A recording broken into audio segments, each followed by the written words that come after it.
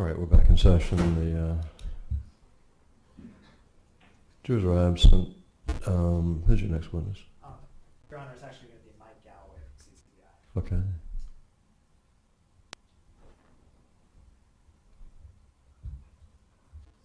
All right, Sheriff, ask jury to come in, please.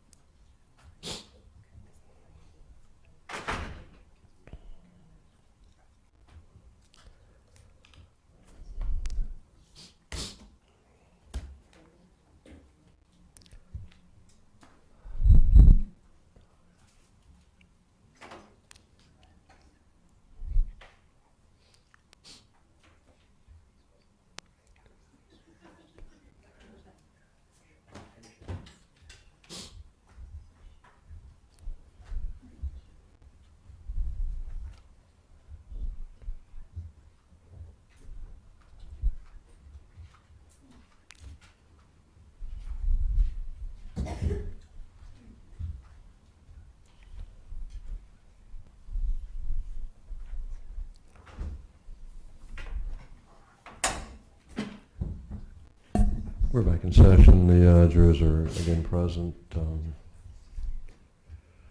your next witness, please. Your Honor, ready to juggle some things. The state calls Mike Galloway. All right.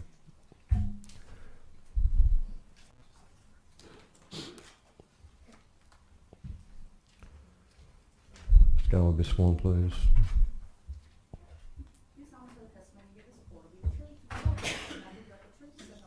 I do.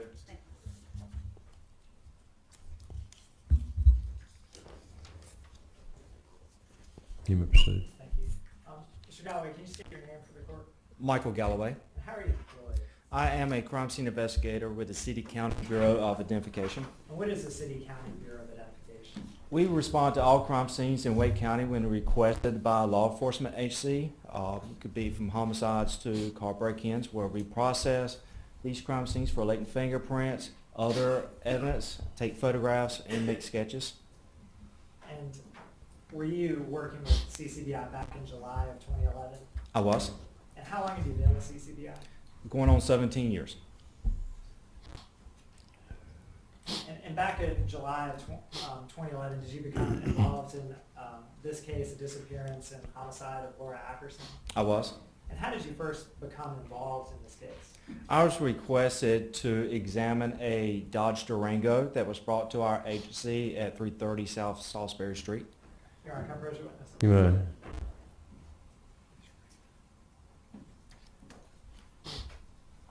Agent Galloway, I hand you what's already been admitted as State's Exhibit 265 through 275. Do those depict that Durango? Yes, sir, it does. And that's in the bay there at the CCBI facilities? Yes, sir, it is. And are these, the jury's already seen these pictures with Detective Morris, so these all photographs that you took as the car was searched? It was. And I show you specifically State's Exhibit 559 for identification purposes. You recognize that? Yes, sir, I do. And was that another photograph that you took as part of an investigation of that Durango? It was. Your Honor, ma'am, I move to admit State's Exhibit 559 at this time. They'll be received. And Agent, when you first began to examine that Durango, is the first thing you did, you took pictures around it? That is correct. And then after you did that, what happened next? I've looked for, processed the vehicle for latent fingerprints, followed by trace date samples where I can collect hairs and fibers. And then I was looking for different areas within the vehicle for any type of blood-like substance. And how did you look for blood-like substances? With a chemical called luminol, followed by an application of, it's called phenolphthalein. Specifically, luminol. How did you use that substance inside that Durango? It is sprayed. And what do you look for after you spray the luminol? The luminol will react with the iron that is in the blood, and it will fluoresce. Once that area fluoresces, that's when we do a follow-up test. And is that follow-up test the phenolphthalein that you spoke of? That's correct. And how do you apply that substance? That's a three-step process where we use 3 different chemicals, and then if it is blood, there is an immediate reaction where it turns a purplish color. If there is no immediate reaction, then it will not be blood. Did anything test positive using luminol and then the phenolphthalein? There was some areas within the vehicle that did fluoresce from the luminol, but failed to react with the phenolphthalein. And what did that tell you about those substances? With luminol, one of the issues that we have is that there are several false positives. So following up with the phenolphthalein, it tells me that these areas were not in fact blood. Before you process a vehicle using those chemicals, did you also attempt to see if there are any fingerprints on the vehicle? Yes, I did. Aaron Memphis? You may. Agent Galloway, I handed you this marked as State's Exhibit A276. If you could look in there, what is that? This is what we call a latent envelope. It is containing a series of latent fingerprints. And are those latent fingerprints labeled 276A through K? Yes. And on each one of these fingerprint cards, do you know where it was taken off the vehicle? There is a description of the area where the fingerprints were taken and also a small diagram. Your Honor, this time I moved into evidence State's Exhibit A276 containing 276A through K. No, we received. When you take these fingerprints off of the vehicle, you mentioned that you draw a diagram of where the fingerprint came from, That's correct. or whatever you find there with the fingerprint does. Yes, sir. And then, in addition to that, you write on each one of these cards where that fingerprint came from. Yes, sir. For instance, looking at State's Exhibit 276K, does it show is written on an exterior rear hatchback? Yes, sir. Okay, and then you draw a picture of the hatchback and a little square where the fingerprint was taken. There was a square where the license plate was, and then there's an X where the fingerprint was lifted from. And you did that all throughout that vehicle. Yes, sir. After you process the vehicle with luminol and phenolphthalein, is the vehicle, the substance of the vehicle, I guess the seats and every place is processed, is that kind of wet at that point? Yes, sir. After you did that, did anyone search the vehicle? Yes, sir. Okay, and who was it that searched that vehicle? Detective Zeke Morse. And were you present when Detective Morse searched that vehicle? Yes, sir. And do you recall where Detective Morse started his search? I do not recall. He was searched the vehicle, methodologist, and if he needed me to take photographs of items, then he would call me in. Okay. And do you recall how long that took for Detective Morse to search the vehicle?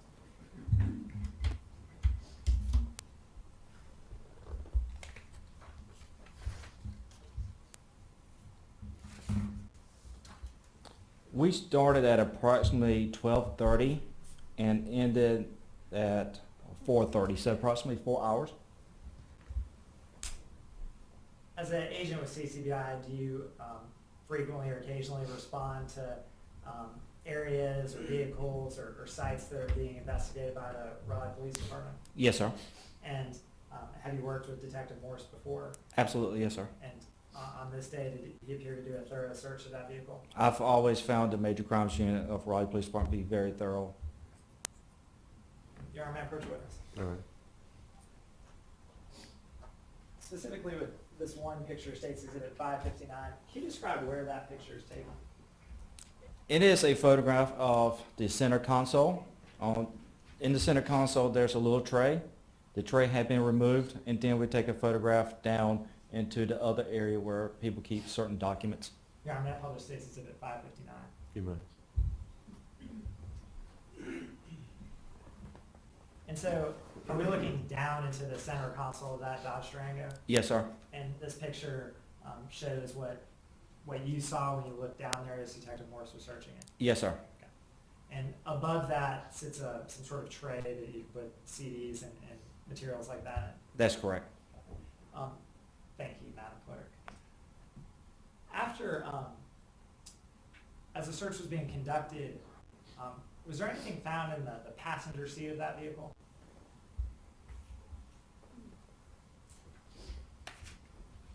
Specifically, did you find a book on tape in that vehicle? Yes, sir. And do you recall the name of that book on tape? Not off the top of my head, no, sir.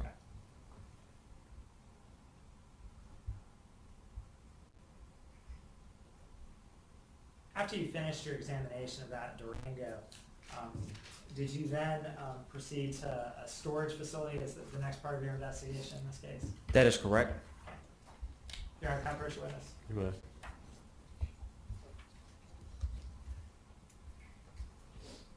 Agent Galloway, I believe these pictures have previously been admitted. I show you State's Exhibit A264. Is that the storage locker that you examined as part of this case? Yes, sir, it was. And how did you examine that storage locker? My role in this portion of the investigation was to photograph. If they would find items of interest for their needs, then I would come in and take additional photographs. And that was the self-storage facility located on Glenwood Avenue? That is correct. And did you have information at that point if a hutch or a piece of furniture had been removed from that space? I've received information that there was a void in the area where an item had been moved. Other than that, did you process it for luminol or find anything else relevant to the investigation of this case in that storage facility? No, sir.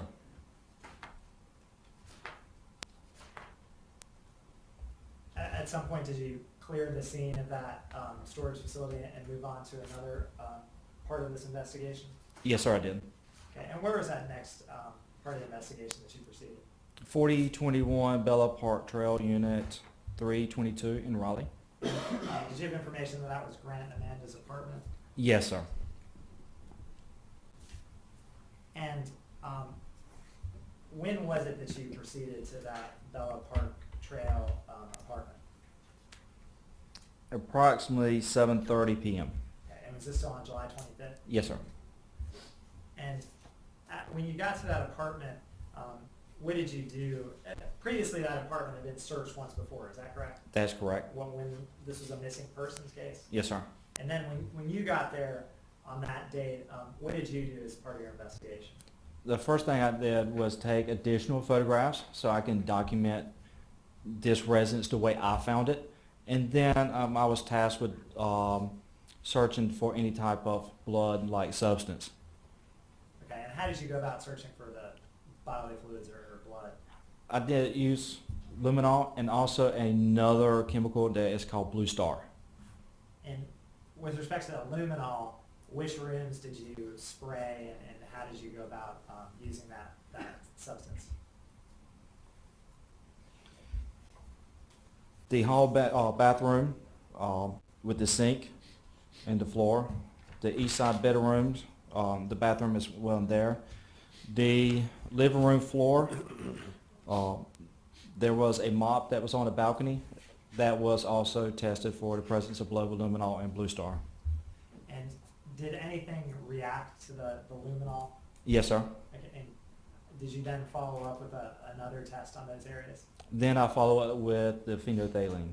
Okay, and when you applied the phenolphthalein, what if anything did you see? There was no immediate reaction. And I guess at any place in that apartment, did you find a reaction to the phenolphthalein? No, sir.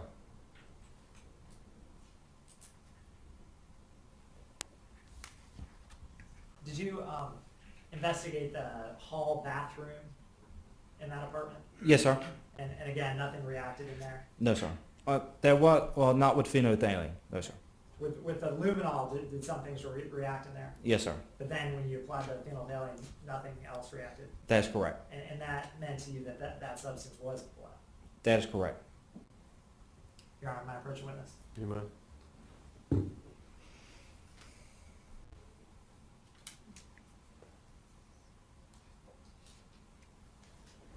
Agent Galloway, I'll show you states what's been marked for identification purposes. It states it's at A277. Is that the area of, I guess, living room of that apartment? Yes, sir. And I show you states it's at 560 and 561. These are not pictures that you took, is that correct? That is correct. As part of your investigation into the bathroom, did you have occasion to remove some of the molding? Yes, sir. And I say remove molding, but can you explain to the jury what that means? The molding that is around the bathroom, around the baseboard, the thought process that with blood being a liquid, it's going to seep to the lowest level, in between, in areas that it is tough to clean, if you will. So I removed the molding so that I can apply my chemicals down where the the floor and meet. The floor and the wall meet. And these pictures, States Exhibit 560 and 561, do they depict that bathroom after you had removed the molding? Yes, sir. So these were taken by somebody else after you had used the luminol and removed the molding? Yes, sir. All right, this time I move to enter States Exhibit A277 and States Exhibit 560 and 561. I'll let the move see. Here, I'm not going to just use the other projector. You may.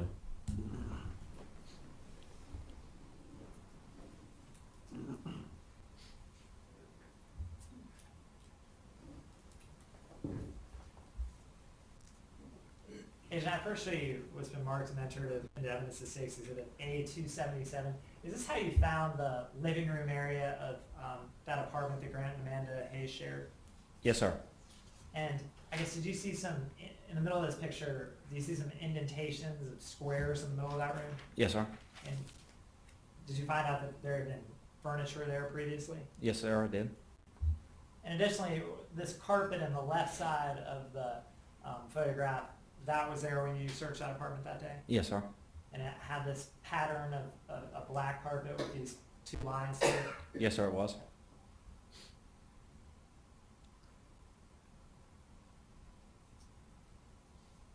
Showing you States Exhibit 561, is this the hall bathroom that you luminol? Yes, sir. And I guess on the floor of this bathroom, there appears to be, is that the molding that you were speaking of? That's the molding that I removed. And was that between the bathtub and the floor? Yes, sir. And where, is that the only place that you removed molding from? No, sir. Also, on the side of the wall where we cannot see, along that, and there was a little area behind the toilet as well, and I believe below the sink counter. What was how did this room, this bathroom appear before you luminoled it and applied Blue Star phenolphthalein? Very clean. In fact, can you see light reflecting off of the inside of the bathtub, the toilet, and the sink? Yes, sir. I'll show you States Exhibit 560. Is this the doorway into that bathroom? Yes, sir. And this is before you've applied luminol or Blue Star? Yes, sir. And did you notice any discolorations with the carpet near the door? I found what it appeared to be bleach-like stains. And additionally, inside the front door of that apartment was also a bleach stain in that Yes, sir. area. This bleach stain, it appears similar to the bigger one by the front door. Yes, sir. And this bleach stain, is it the areas by the corners of the doorway? Yes, sir.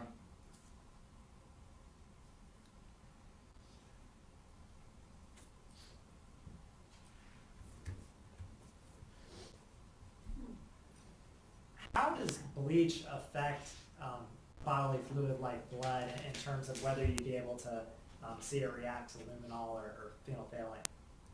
The bleach is something that we use to clean up our equipment at the office when there is bodily fluids on it. So it's a disinfectant where it's going to clean and kill any type of enzymes, bacteria, or viruses, or so forth.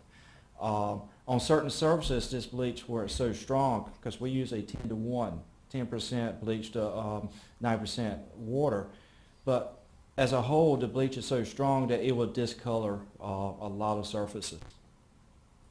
For instance, carpet, would it discolor carpet in that way? Yes, sir.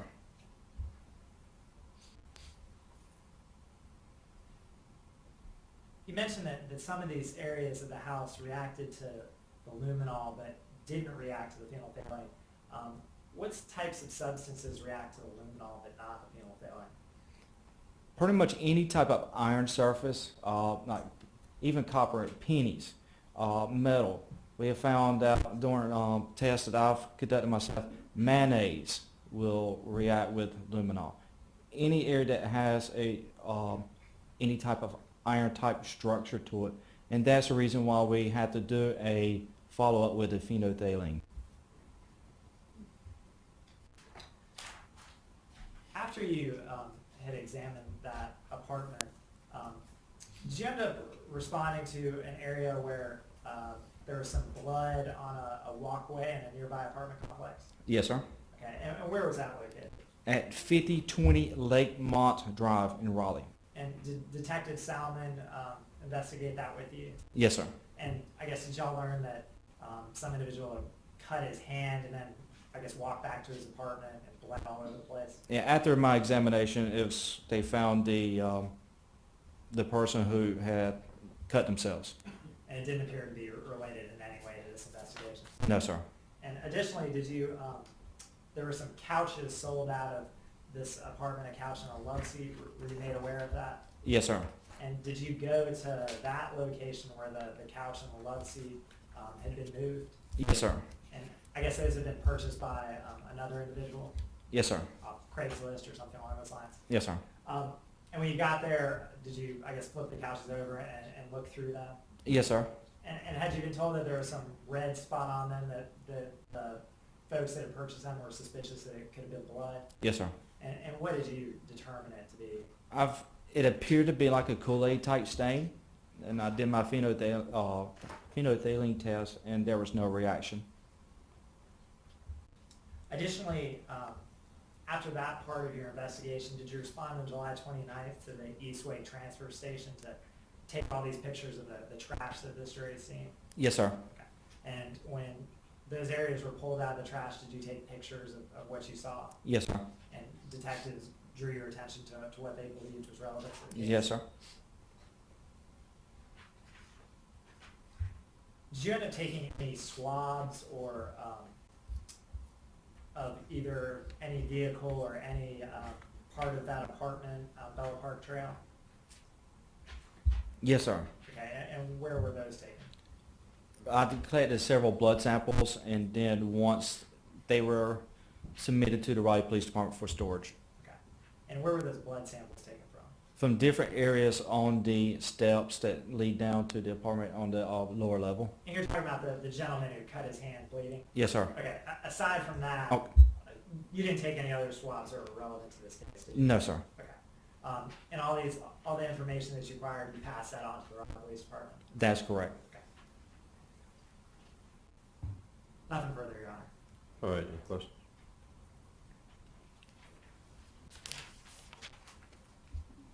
Correct me, Agent Galloway, if I have misunderstood, but you have found nothing anywhere in any of your searches that tested positive for blood with phenolphthalein. That is correct. Yes, sir. Thank you. Thank you. So, Okay, thank you, Alice. You may stand down. Okay, next witness. State called Robert Latour.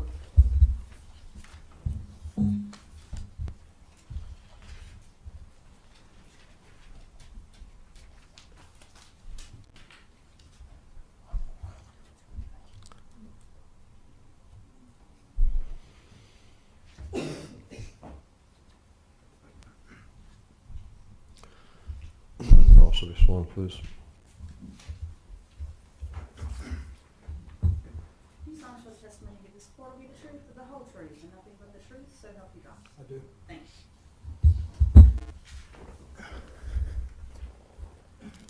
May proceed. Sergeant Latour, could you state your name for the record? Robert Latour. And how are you employed? I'm a sergeant with the Raleigh Police Department.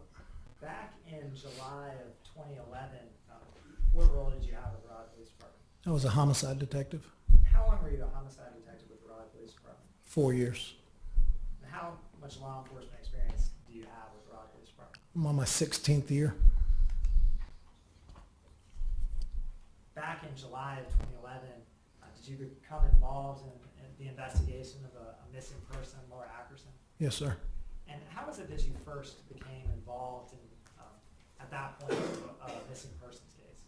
Detective Gwartney with Kinston Police Department met with my squad on July the 19th, and at 4 o'clock in the afternoon we had a meeting to discuss a missing person case of Miss Ackerson. And when you sat down with Detective Gwartney and the members of your squad, what type of information was given to you?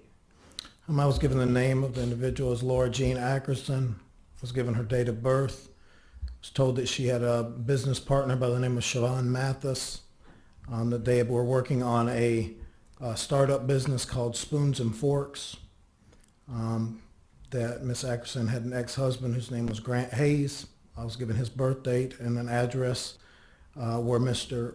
Hayes lived. So I advised that Mr. Hayes was now married to an Amanda Smith Hayes. We were given her driver's license number. That they had a stepdaughter whose name at the time was Shay Lee Elmer, her driver's license number. And I was given a vehicle description and license plate for a vehicle that was driven by Miss Ackerson. And what was Amanda Smith Hayes' driver's license number? Was it a North Carolina driver's license? Yes. And did you learn that Laura Ackerson also drove a white Ford Focus? 2006 model. And did you also learn about the, I guess, custody dispute that was going on between Grant Hayes and Laura Ackerson? Yes, sir. And Detective Gordon told you about his conversation that he had had with Grant Hayes the day prior. Yes. At some point, did Siobhan Mathis come over to the Raleigh Police Department to talk with you? Yes, sir. Okay, and did you talk with Siobhan about her business and what Laura was going through at that point in her life? Yes, sir. After you spoke with Siobhan, did you attempt to talk with any other of Laura's friends?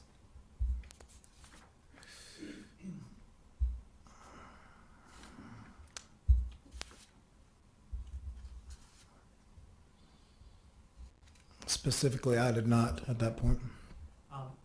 As that day went on, I guess that's July 19th, is that a Tuesday? Ooh. I didn't write down exactly what date it is. I know it's July 19th. Okay. If July 19th, 2011 is a Tuesday, then it's a Tuesday. At some point later on that Tuesday, did you actually have to go to the Wake Med to, in regards to something that was unrelated to this case? Yes, sir. And then at some point that night or around 11 o'clock, did you become aware that Laura's vehicle had been found? Yes, sir. Sergeant Provatelli called me while I was at the hospital.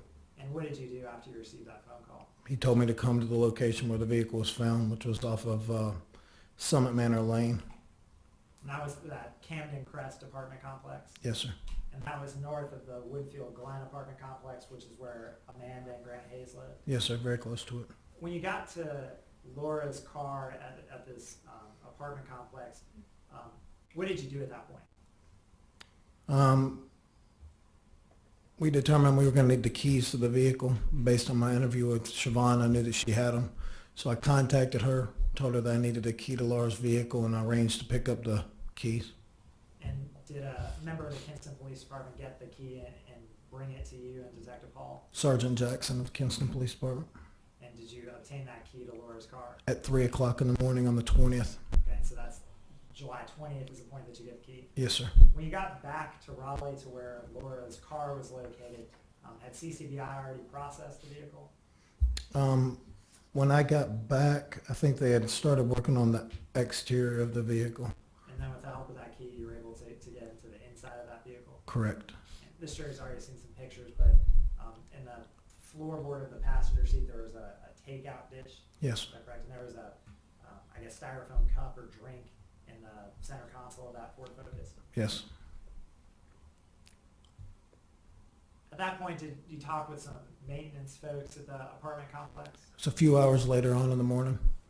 It was over at the Woodfield Glen Apartments. I did. Mr. Mike Davis and Keith McKinney. And did you ask him about a silver Durango? Yes, sir. And around that time, was a search warrant acquired and executed on that apartment of Amanda and Grant Hayes? 4021 apartment 322 Bella Park Trail. Now, did you search that apartment as part of your investigation? I didn't. I basically held the door for about 30 or 40 seconds and then had to go do something else. In the 30 or 40 seconds that you were standing there, did you notice anything about the apartment? Yes, sir. And what was that? As soon as you walked in the door, two of the detectives had gone in. It was Detective Falk and Detective Hall. I held the door open for them. I didn't enter the residence. I was standing in the doorway. I looked down and I saw the carpeted floor that was near the front door had a large spot on the carpet which appeared to have bleach poured or spilled all over it. The color of the carpet was tan and the bleached area was much lighter than the rest of the flooring. Now, around that time, did you hear anything? Yes. And what was that? Trash truck. And so when you heard the trash truck, what did you do? Ran out to him. And was this the trash truck that was out there on this Wednesday morning? What was it picking up at that time? Cardboard. And did you talk to the person who was driving that truck? I did. He was driving an OCS truck. And did you find out when the trash dumpster or the trash compactor was emptied? Yes, sir. And when did you learn that the trash compactor or trash dumpster had been emptied? The driver told me the trash compactor was last dumped on July the 15th of 2011, and I was told that it would not be picked up again until July the 29th of 2011.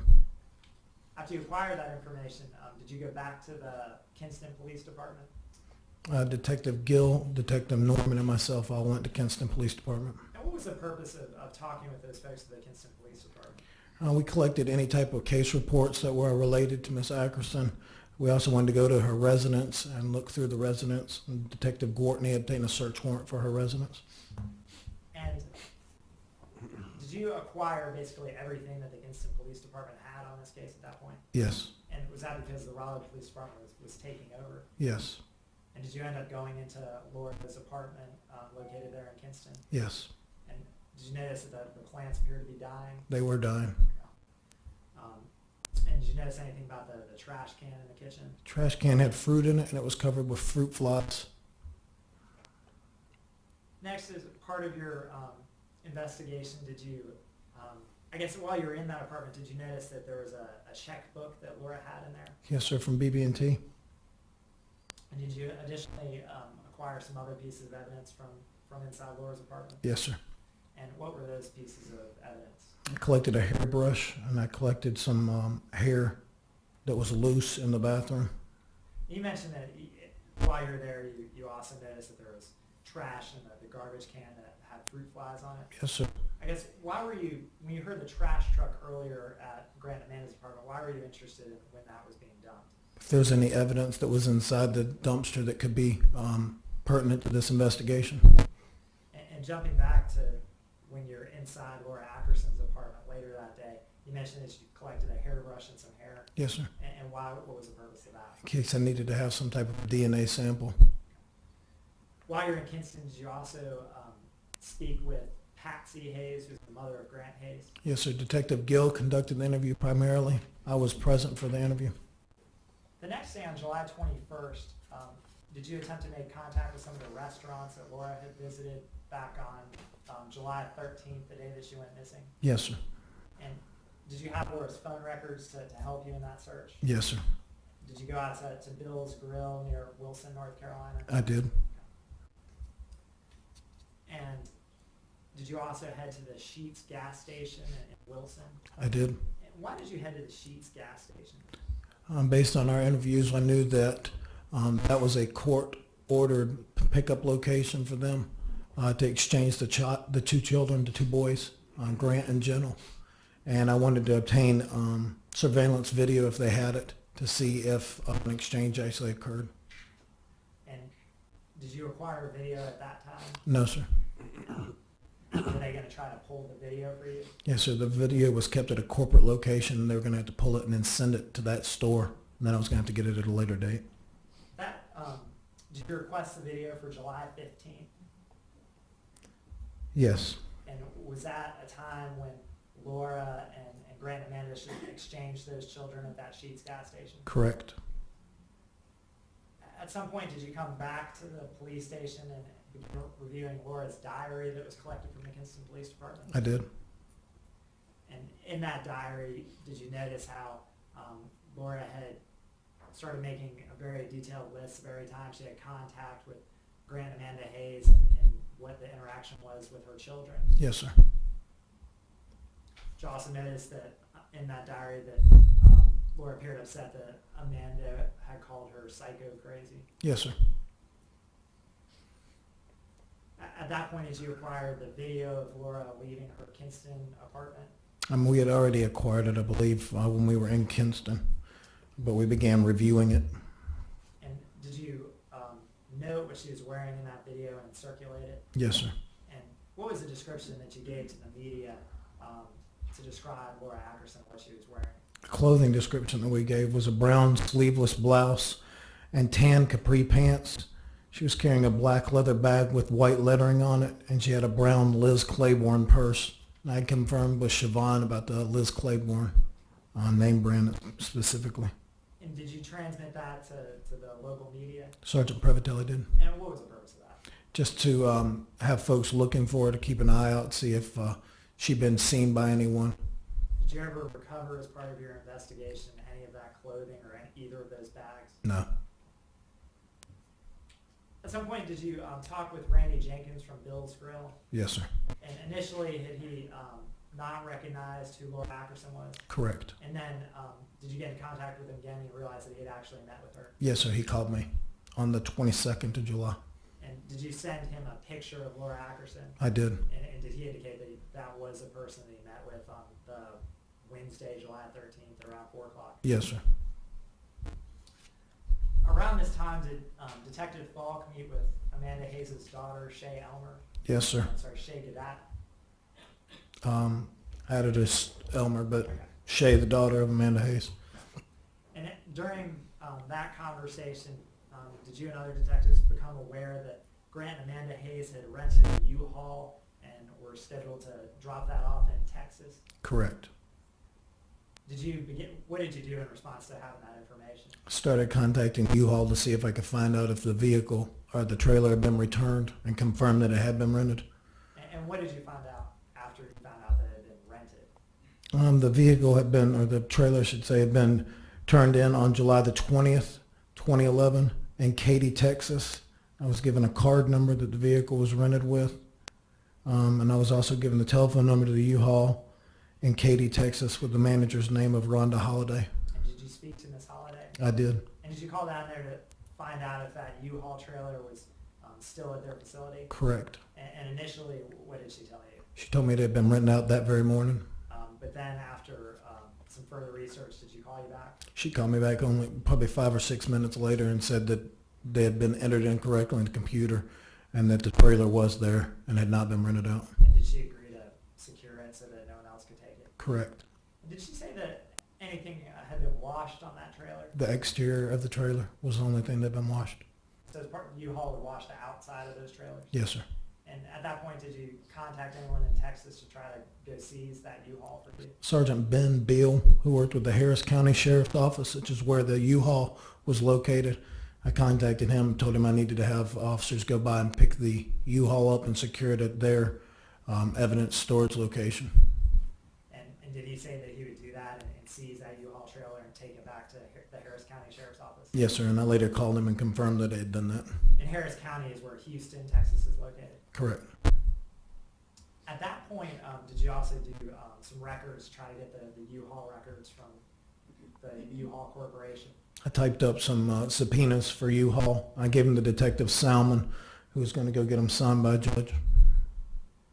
On the evening of July 22nd, which is that Friday, I guess, did you leave North Carolina and head to Texas? I did. And who did you go with to head to Texas? Detective Gill, What time did you leave Raleigh? 4:30 in the evening.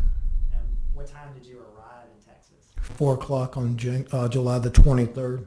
Did you stop or did you drive through the night? We slept 2 hours in a rest stop. That felt like a rest home. In a rest stop parking lot. Okay. To drive from Raleigh to Katy, Texas, do you go through western Louisiana? Yes. And going through western Louisiana, is there a large portion of the highway that goes over a bridge over water? Yes, multiple miles. At some point, you arrived in, I believe you said 4 o'clock on that Saturday, you arrived in Katy, Texas. Correct. When we pulled in, I contacted Sergeant Beal just to make sure he still had it, the trailer. And originally I thought we were going to get it immediately, but I told him just hold on to it. I'll get back with you on it. So he told me that was not a problem. And to be clear, you left Raleigh at around 4:30 p.m. on Friday and arrived in Katy, Texas at around 4 p.m. on Saturday. Correct. And you only slept for a couple hours. 2. So without taking any breaks, if you were able to do that, it would take roughly 22 hours. Correct. We stopped to get a couple meals on the way. Okay. So a little bit longer, maybe 24 hours is around that amount of time that it takes to get there. Yes, sir. When you got there to Texas, I guess at some point did you go to sleep and wake up the next morning? Did. And when you woke up the next morning, what did you do? We went and contacted the Fort Bend County Sheriff's Office. We wanted to go and conduct an interview with Karen Berry, who's the sister of the defendant. And Miss Berry lived on Skinner Lane, and Skinner Lane was in Fort Bend County's jurisdiction, so we needed them to go with us. And did you head to that address of 4336 Skinner Lane where Karen Berry lives? Correct. Did you meet with some sheriff's deputies from the Fort Bend Sheriff's Office? Yes, sir. We met them at the dead end of Skinner Lane at a place called Bellin Park, which is basically like a softball field. Told them why we were there and what we wanted from them. At this point, did you have information from Detective Keith Heckman that that 7651 cell phone number had been pinged by AT&T and had shown up around that area of Texas? Correct. And in the front yard of Karen Berry. Did you and those Fort Bend County Sheriff's deputies head to Karen Berry's house at that point? Yes, sir. And did they knock on the door? Yes, sir. And what happened when they knocked on the door? Miss Berry answered the door and greeted us. And then did y'all go into Karen Berry's house? Yes, sir. The living room. And did you sit there with Detective Gill? And were there two Fort Bend Sheriff deputies there? There's two deputies, and then Dalton and Shelton, which are Miss Berry's sons, were in the back, and we asked them to come out. And they went outside with one of the deputies. When you sat down with Karen Berry, how would you describe her demeanor on that Sunday morning? She was visibly shaken. Her voice trembled when she talked to us. She cried at some points during the conversations that we had. She prayed. She was obviously upset. You mentioned that she prayed. Before she prayed, did Detective Gill tell Karen Berry why you had come all the way from North Carolina? We actually started out, Detective Gill said that he wanted to talk to her about a recent visit that Amanda and Grant had. And I recorded the interview. Detective Gill got Miss Berry's biographical information, and then Miss Berry asked me what my name was. I told her my name was Bobby. She said, "It's nice to meet you," and then she said, "I think," like, "It's nice to meet you, I think." And Detective Gill assured her that she was okay. And did And Karen then- tell you at that point, did Karen say to you that she was not okay? Yeah, And then, I guess without being prompted, did she say that she loved her little sister? she said, "Yep, you're correct." And I guess did y'all follow up with asking, why are you worried about Amanda? Yeah, Detective Gill asked her, "Why are you worried about her?" And she said that she was just worried because her husband and she, referring to the defendant, she'd been hearing all kinds of stuff. So Miss Berry's saying, "I'm worried because of Grant and Amanda, and I've been hearing all kinds of stuff." She said she really didn't know what was going on. She was just worried, and she'd been having chest pains. And later, did she go on to tell you that she was the oldest sibling and that she had to take care of her siblings? Correct. And at that point, did Detective Gill ask Karen Berry to answer some questions for him? Yeah, he started saying, "Maybe I can ease your mind a little bit. Maybe you can ask a couple questions." And Karen interrupted him at that point. And why did Karen interrupt him? Because she said, "Can I just do something real quick? Can I just say a prayer to God?" Which we said, "Certainly." And so then did you see her pray? Yep, I've quoted what she prayed. And then did she begin to cry? She cried while she was praying. And at that point, did Karen Berry tell you about what had happened when Amanda and Grant Hayes had come down to her house? Yes. And did she mention that when Amanda Hayes came to see her, that she had a U-Haul trailer? Yes. And did it take her some time to remember exactly when Karen Berry arrived at her house? Yes. And eventually, did she tell you that she showed up on the Monday morning of the week prior? Yes. And I might have messed up that question, but Karen Berry told you that Amanda had showed up at Karen Berry's house on that Monday morning the week prior. Yeah, I thought that's what you said the first time. That's what I was saying yes to, at least. Okay.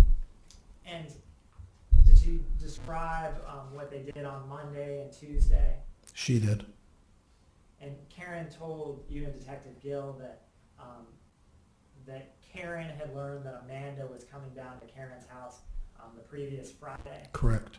and that she had called her that Friday, Correct. and that Karen had said that she missed her, and that's why she was coming down to see her. That, and she wanted to bring her a piece of furniture. At that point on that Sunday morning, did you see that piece of furniture? I did. I didn't know I was seeing it, but I did see it. Okay. It was on the front porch. Later in the day, you realized it to be on the front porch, Correct. and was it still wrapped in gray U-Haul blankets? Yes. And did Karen tell you that she was having a lot of difficulty remembering what had happened over the course of those days? Yes. And did she continue to tell you that she loved her sister very much? Repeatedly. What was her demeanor like as she was telling you that information? Somber. I mean, she's telling me stuff that her sister and brother-in-law had done. She was not happy about having to do it, but she said that she was trying to get her life right and she was trying to do the right thing. And at some points was she crying so hard that you couldn't understand what she was saying? Yeah, we would just have to sit there and let her, I mean, I would almost describe it like blubbering. Like she's just crying to the point you can't understand the words that are coming out of her mouth, so you just have to sit there and let her have whatever time she needed. Okay. And eventually did she tell you that a machete had been left in her yard and that she had picked it up with a towel and put it in this barn? Yes. And did she go on to tell you that she knew that Brant Hayes and her son had wiped down the coolers, and those were some of the towels that she put in that barn? Correct. Grant and Dalton. And at some point, did she, before she told you what happened on that Tuesday, did she ask that you would take care of her sister when you went to pick her up? Yes. And after she told you that, did she also tell you that she didn't want to sit in court facing her sister? Yes. And after she told you that, is that when she proceeded to tell you that Amanda had told Karen that she had hurt Laura? Yes. And did Karen tell you that Amanda had told Karen that she had hurt Laura and hurt her bad? Yes. Now at that point, in that first interview on that Sunday morning, did Karen tell you that she knew that Laura was dead? No. But did Karen tell you that Amanda had told her that Laura had taken her kid, that Laura had said to Amanda that Amanda had taken her children and now Laura was going to take her baby from her? Correct. And to be clear, that's Amanda saying what Laura said to Karen, Yes. and then Karen's telling this to you. She's recounting to me what her sister told her. And at some point, did you just have to clarify what Amanda was saying because of her emotional state? Tried to clarify repeatedly throughout the process. This isn't one interview. We're talking about multiple interviews that are going on over a period of days. The initial one at the house, there was about a 15 to 20 minute interview. Then Detective Gill left the room. I continued the interview for another 15 to 20 minutes. And then we moved to another location. So there's clarifying questions going on repeatedly with me and her over the next several days. And when you were attempting to clarify some of Karen's statements, at one point she stopped you and interrupted you and said that she knew that something was wrong because Amanda told her that something was serious. Is that correct? Do you know what page you're referring to on mine? Page 4 of your supplement. Okay, what paragraph are you in? And looking at for the record's sake, do you have a copy of your supplement up there? I do. And is that how you, do you type that up after your investigation to make sure that you remember what folks told you? Correct. And is that helping you testify here today? Yes, sir. At the fourth paragraph, did you record that you began to clarify Karen's Yeah. statement when Karen interrupted you? Correct. And what happened at that point? Karen said that she knew that something was wrong because Amanda told her that there was something serious, that she had done something serious. Amanda told Karen that she didn't, Amanda told Karen she didn't know what to do. And Karen, her sister, told her that she needed to do the right thing. And then she asked if she needed an attorney.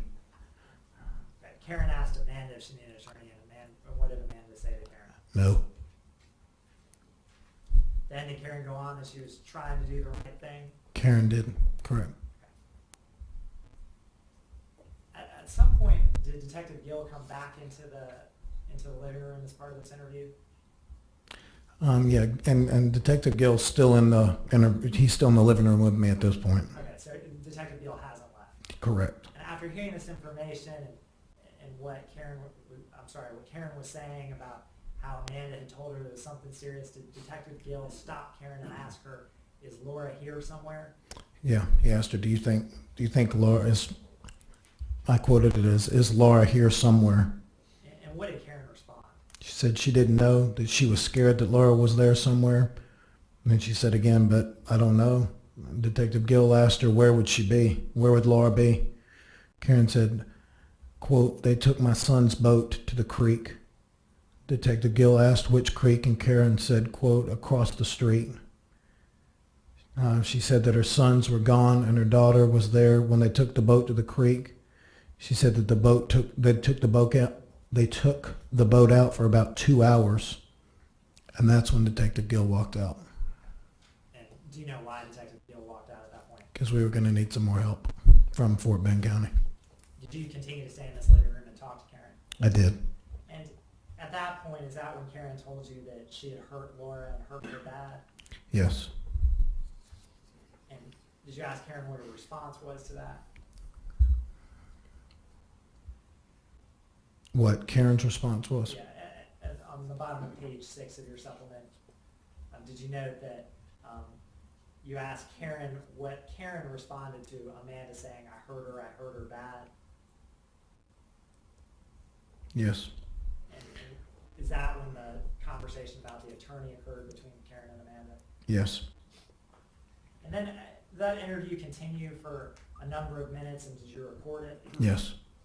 And later that day, did Karen come to the police station with you and with the Fort Bend County Sheriff's deputies? Karen went with Dalton and Shelton. I let them drive themselves there. They weren't suspects. And did you end up sitting down with Karen for another interview at that point? Yes. And then some days later, did Karen contact you and tell you that she had more information to give? She just basically said, I want to talk to you again. I need you to meet me at Dick Tate's office, which was her attorney. Okay. And did you go to that office? I did. And those 3 interviews over the course of those days, how would you characterize those 3 interviews and Karen's information that she provided over the course of those 3 interviews? She became progressively more clear. She became more detailed. She became more consistent. So if I asked her initially in the beginning interview a question and then came back to that question, I didn't always get the exact same answer. By the time we got to the attorney's office and we're on my 3rd interview with her, she was consistent with what she was telling me. And if I came back to something, in other words, I would when I'm interviewing somebody, I'll talk to them, I'll let them talk, and then I'll bring them back to a subject that they're not thinking about because I want to see if they're giving me the same thing. And she was consistent and progressively got that way throughout the interaction. And we're talking probably 6 to 7 hours of interviews with her over the 3 separate incidents. That's approximation.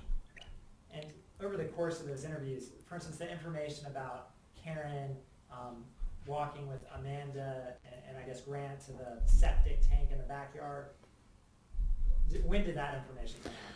Did that come out in the third interview? Yes. And that's something that didn't come out in the first interview. And that's why she wanted to meet with me. When you were talking to her in these interviews, was her, I guess in this first interview, was her demeanor, again, with the crying and the blubbering? Yeah, the first one, she's crying. She's obviously upset. When we got to the sheriff's department later on that day and I interviewed her, she'd gotten calmed down. She's still upset. When we get to the third interview, which was about, I believe, 2 days later, she looked wore out.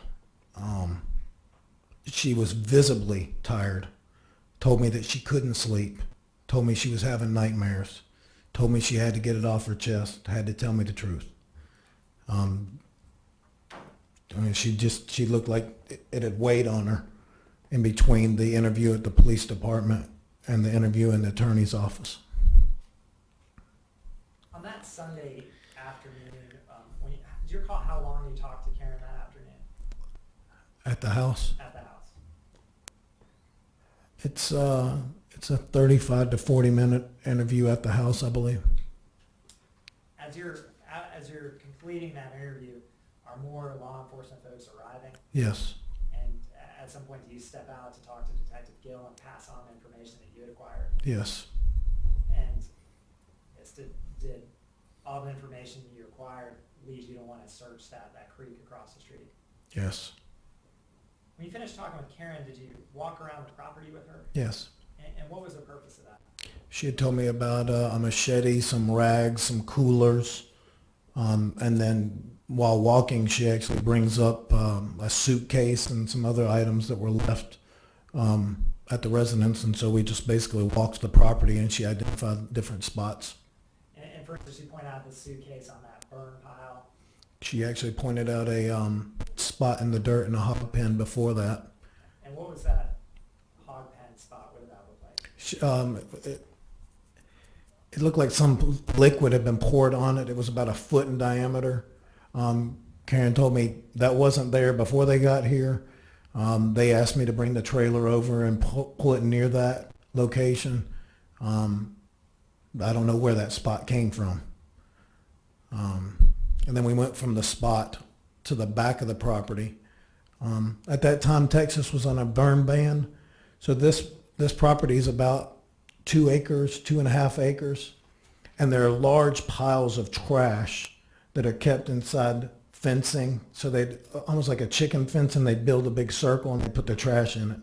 And then whenever the burn ban went up, they were going to burn it. And so she had taken a suitcase that Grant and Amanda had left because they didn't have room in the Durango, and tossed it on the burn pile.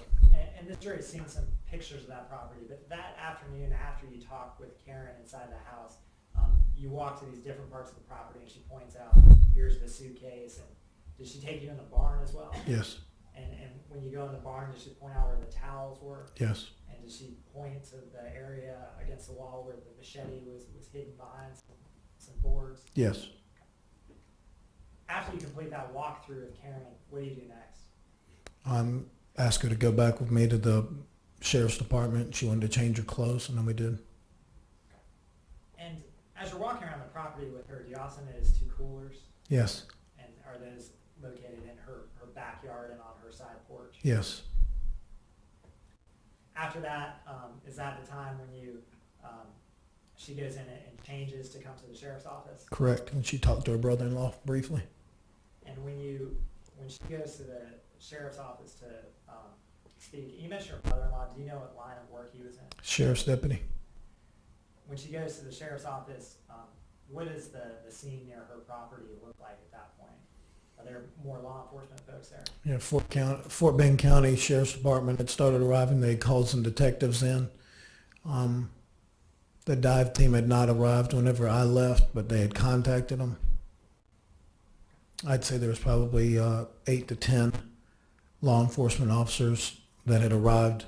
And we say dive team, initially the Richmond County Fire Department dive team had arrived, Correct. and then the days later the Houston Houston. Police dive team had arrived. Correct. Okay. So when you leave the scene, you go back to talk to Karen at the sheriff's office. Correct. At that point, did you continue talking with her about the information that she provided and get more detail on the second interview? Yes, sir. After you complete that interview with Karen, and based on the information that you acquired, was this on Sunday night at this point? Are you the first interview? No, after you finished the second interview Second. with the sheriff's office, did you recall what time that was?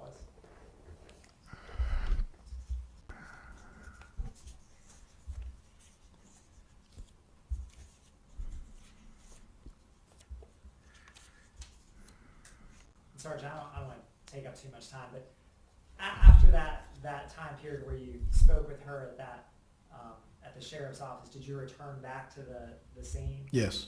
And when you got back to the scene, had a boat been put in that creek? Yes. Okay, and at that point, had anything been discovered? It had been discovered while I was doing the interviews. And did you become aware that some of Laura Ackerson's body parts had been recovered? Yes. The rest of that Sunday, what did you do as part of your investigation?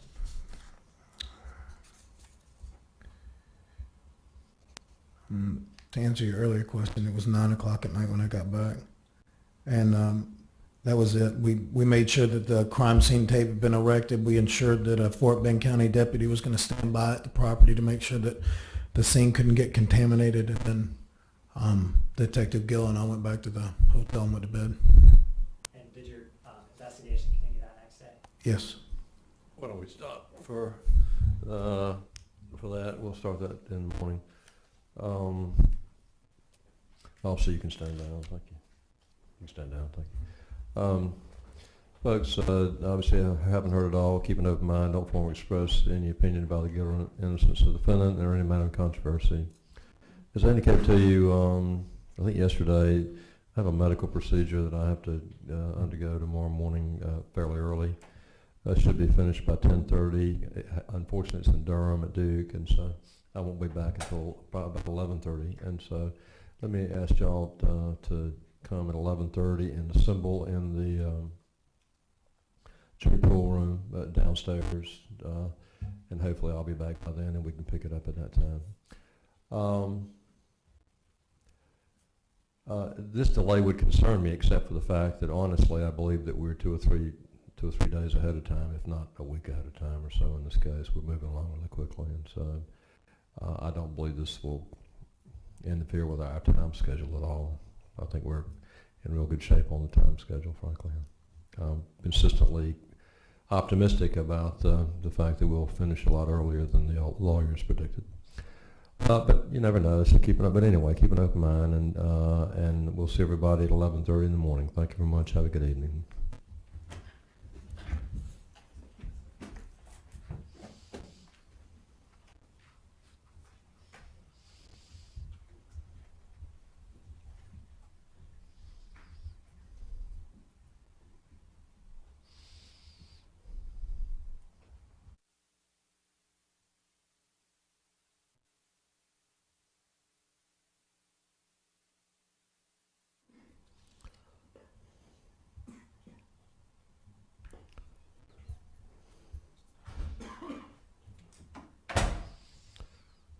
All right, folks, anything else?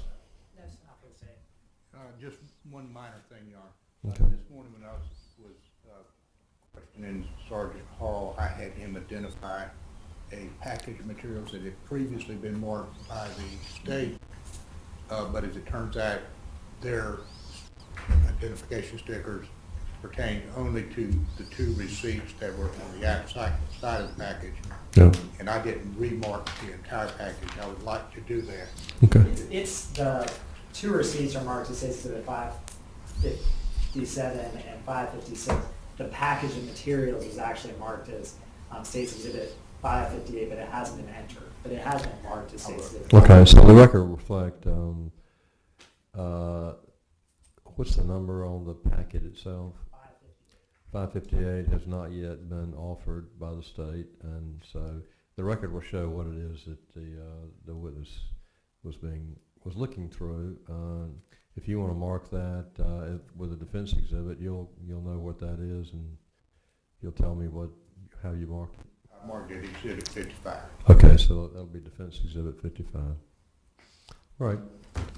Very well. We'll see everybody at 11:30 in the morning. Thank you.